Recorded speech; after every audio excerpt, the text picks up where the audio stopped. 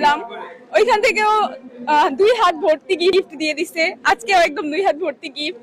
মানে ছাত্র শিবির সবসময় সেরা, অনেক ভালো লাগছে। করেছি, আমাদের ওরিয়েন্টেশন দেওয়া হচ্ছে, কিন্তু আসলেই আজকে আমার এটা খুব ক্রিয়েটিভ লেগেছে, ভালো লেগেছে। যেমন এই ব্যাগটা আমি এখনো দেখি না এর ভেতরে কি কি আছে, চারপাশে যা দেখতেছি এনভায়রনমেন্ট খুবই স্টুডেন্ট ফ্রেন্ডলি। সবে যেটা বলে আসলে তাদের চিন্তা ভাবনা ব্যতিক্রম ধর্মী এবং খুবই ক্রিয়েটিভ, এবং স্টুডেন্টদের জন্য সবকিছু মাথায় রেখে যে কাজগুলো করতেছে খুবই ভালো। আমার মনে হয় না এরকম প্রোগ্রাম আরো ভালো, কারণ ওরা যা করে মানে একদম স্ট্যান্ডার্ড।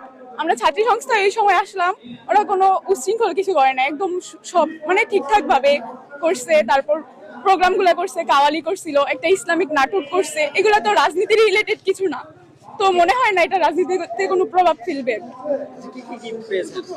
এখন তো কলমদানি পেলাম, হ্যাঁ একটা বই দিল রাসূলুল্লাহ সাল্লাল্লাহু আলাইহি ওয়াসাল্লামের জীবনী, কোরআন শরীফের